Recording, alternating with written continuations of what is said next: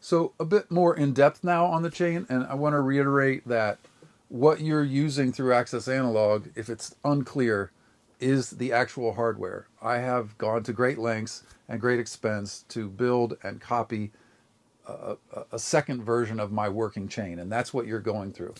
When you turn that knob on the screen, it's turning the actual knob. That's what we're doing here. So when we look at this in more detail, hopefully that will help you to see what's going on. But the main thing to understand is that the beauty of analog is in the way that chains work together. It's in the kind of the alchemy of the palette of colors. Okay, so with this chain, there's a few things happening that I just want to state out front that are really cool.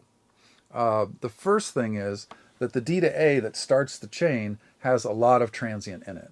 The particular distortion of the 8x192 Mytek is that it's transient rich, and that's very helpful. Then we've got two EQs, the Focusrite highly modded, Burr Brown OPA 627s instead of 5534s, which is like a $16 part versus a 50-cent part times 50 or 60, I forget. And this has a very clean, very beautiful clean, not a GML clean, not a Sontec clean. It's just a neutral, nice kind of very neutral clean, but it does have a little bit of solid state harmonics, and those push things a little bit forward. Then we have the Fairman, which has tube harmonics, 22 tubes per side, and that pulls the image slightly back. So those two EQs work together really well to harmonically add some things to the signal, but keep that image kind of right where it started. It comes forward with the solid state, it comes back with the tube. You get the harmonics of both. These are very subtle harmonics, but they are, as an additive thing, they are just a blessing to every style. And then in between those two, the alpha compressor. I use this in mastering in the mid-side mode most of the time, but it's a stereo compressor, of course, and it has a ton of bells and whistles that you may get into. There's a transformer there. I don't use it a lot because I use the transformer on the overstayer.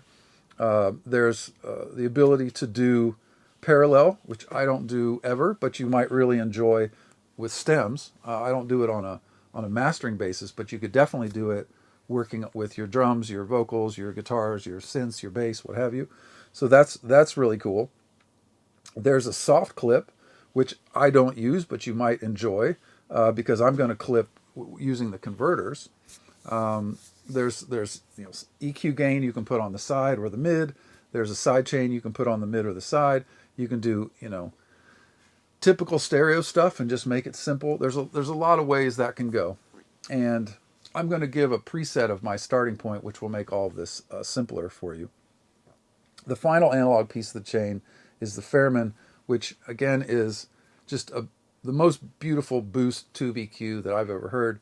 And the key features of this are that even at subtle settings, like just having it on, basically one here on a shelf or one here on a high mid boost, this is additive, right? Now you can crank it, and that's totally fine. But even to have this thing on a little bit is a sonic blessing to whatever source is coming through. And the tubes here are custom chosen for their band.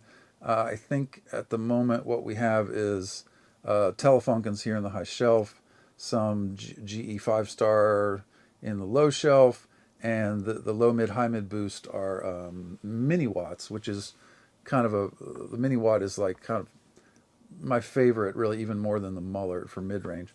And then Amperex Bugle Boy as a boost on the output side, which I always run in mastering at this plus 3.75 setting.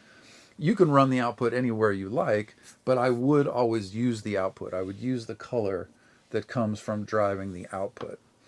And then the converter itself can be clipped if you're doing mastering, back to mastering. So we have sort of two things here. We have mastering and we have all sorts of stems that you can run through. So if you're doing mastering, you can definitely clip the converter. What you hear with analog clipping of a good high headroom Class A discrete converter like this is you'll hear that it'll get a little thinner as you push it. It'll get a little brighter. The mid will get distorted. And this happens very gradually. so you can really hear it. At each half dB, each dB you push into it, you'll hear it. It takes a long time for it to sound bad. It takes longer to sound bad than you will ever need to push it. So, I release, or I print releases all day long, pushing that converter, and it's just a beautiful thing. Sometimes if you push it harder, you have to compensate and change some EQ, blah blah blah. But it's just a good sounding thing.